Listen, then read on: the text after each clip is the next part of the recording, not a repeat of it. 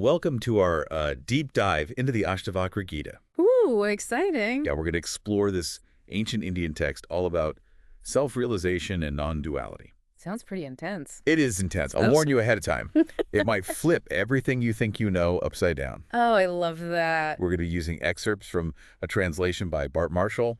And yeah, this text, it's not about self-improvement, or moral rules. Right. It's more like a direct path Interesting. to understanding reality itself. That's a big claim. Yeah. But that's what's so fascinating about the Astavakra Gita is that it's written as this dialogue Okay. between the sage Astavakra and King Janaka. Right. King Seeking Wisdom. It's a classic. It really is, but here's the twist, Janaka. He doesn't go through this whole student thing. Why? He has this subtle realization, Oh, wow. becomes enlightened right in the middle of the conversation. So then what? They basically both become gurus right there, exploring these crazy truths together. So it's like a guru-guru dialogue.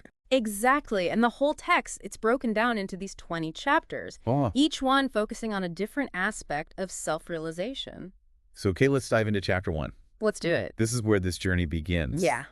Janaka, he's seeking knowledge detachment and ultimately liberation. Big goals. Yeah. So what kind of advice does Astavakra give him? Well, Astavakra gets right to it. Okay. Tells Janaka to basically treat sensory experiences like they're poison. Oh, wow. And to focus on things like forgiveness, truthfulness, things like that. Okay. But the really wild part is when he says you are not earth, water, fire, air, or even empty space liberation, is to know yourself as awareness alone. Whoa, hold on. The witness of these. He's saying we're not our physical body or even our thoughts and feelings. Exactly. He's pointing to this idea of non-duality. Okay. Where there's no separation between, us and everything else. Yeah. Saying our true self is pure awareness. That's a big shift from how we usually see ourselves. Right. It's like Right. we're so used to identifying with the clothes we wear instead of the person underneath. I like that analogy. And from this perspective, he says, abide in awareness with no illusion of person. You will be instantly free and at peace. So we can just shift our perspective and boom, liberation. That's what the Astavakra Gita is suggesting. Mm. It's not about ignoring our experiences, right? But changing how we relate to them. Okay. Instead of getting lost in the ups and downs, we become the observer.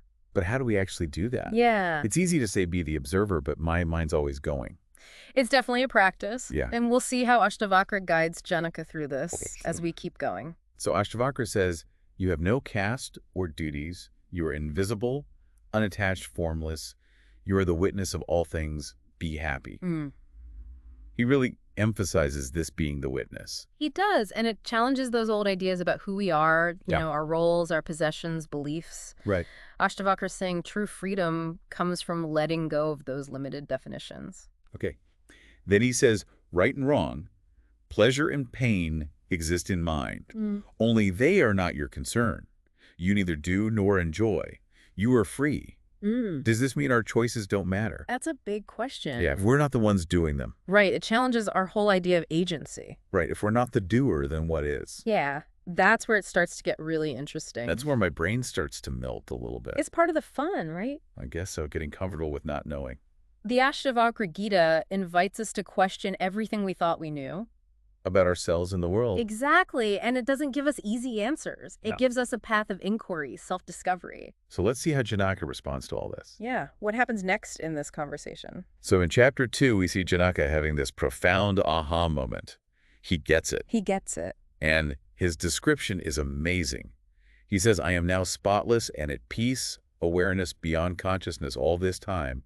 I have been duped by illusion. Wow, talk about an epiphany. Fiercely, life-changing.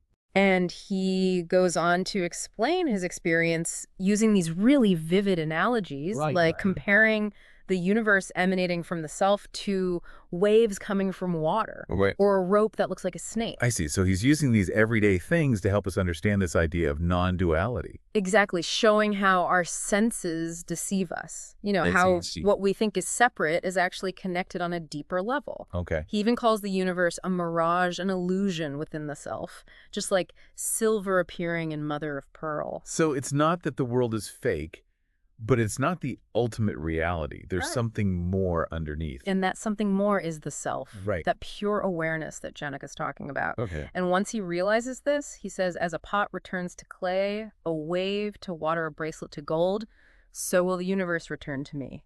It's wild to think about everything going back to that one source. It is. It makes you wonder if Janak is feeling this bliss, this freedom. Why keep talking? That's a great question. Yeah. And it leads us right into chapter 3, where Astavakra kind of puts Janaka to the test. Oh, that's interesting. Yeah. So we left off with Janaka having this big realization about being pure awareness. Right. But it's not just about that moment of insight. It's about what happens after. Exactly. How does it actually change you? Yeah. How you live your life. So in chapter 3, Astavakra kind of challenges Janaka like a test almost. He asks, having realized yourself as one being serene and indestructible, why do you desire wealth? It's like he's saying, okay, you had this epiphany, but does it really mean anything? Yeah, like does it actually change anything? Right. Because true self-realization, it's not just about understanding it intellectually. Right. It has to impact everything, Right. even your desires and fears. And Astavakra doesn't hold back. No, he doesn't. He asks about Janaka's desire for wealth, his attachment to pleasure, even his fear of death. All the big ones, right? Yeah, those are pretty universal human experiences. They are, and it's through these challenges that we see how deep Janaka's realization goes. So how does Janaka respond to all this? Well, in chapter 4, Janaka really asserts his freedom and detachment. He's not denying those human experiences, Yeah. but he's saying his actions aren't controlled by them anymore. He even says, who can prevent the great soul who knows the universe as self from living life as it comes? It's a powerful statement. Yeah, it really is like total acceptance. But it makes you wonder if someone is truly liberated, can they still be part of the world? Right? Or do they have to like withdraw completely? Yeah, it's a good question. I can see both sides, Yeah. Like if you're not attached to outcomes, maybe it's easier to act freely in the world. Right. But then true detachment could also mean being beyond it all. It's a paradox. Yeah. We'll have to keep thinking about that. Definitely as we go through the text. So where does Astavakra take us next? Well, in chapter 5, he brings up this concept of dissolution. Dissolution, that sounds intense. It's described as this complete merging with the self. Okay. Imagine a wave going back into the ocean. Yeah. Losing its separateness. So like there's no me in the universe anymore, no boundaries. All gone. Astavakra says like an imagined snake in a rope. The universe appears to exist in the immaculate self, but does not seeing this, there is nothing to dissolve. Hold on. Is he saying the universe isn't real? I think it's more nuanced than that. Oh, yeah. Think about a time when you were totally absorbed in something, like painting or playing music, where you lost all sense of time and self. Okay. That feeling, that's a glimpse of what he's talking about. So the world doesn't go away, but our sense of being separate from it does. Exactly. It's about seeing through that illusion. Right. And realizing we're all connected. Okay, so in chapter 6, Janaka says he's already got this. Yeah. Uses analogies like a jar in space or waves in the ocean. Seems pretty confident. He is, but Astavakra is a good teacher. Right. He knows how to push Janaka further. Beyond just the intellectual stuff. Exactly. So what comes next in this journey? Well, in chapter 7 through 11, it's all about detachment. Okay. Astavakra says true freedom is about letting go of attachment to experiences, good and bad.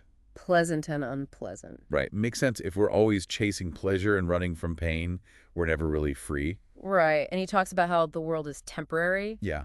And often painful. Okay. But the self is permanent and full of bliss. He's pointing to a different kind of happiness. One that's not based on what's happening around you. That's a tough one, though. It is. We're so used to looking for happiness outside ourselves. In things, relationships, achievements, all that. Exactly. But the Astavakra Gita says true fulfillment is about knowing who you really are. Not about what you have or what you do. And in chapter 12, we see Janaka living this out. Yeah. He says, I am inactive, yet all is accomplished. I am uninvolved, yet I enjoy all things. He's really embodying it. Yeah, he is. And Astavakra keeps guiding him deeper.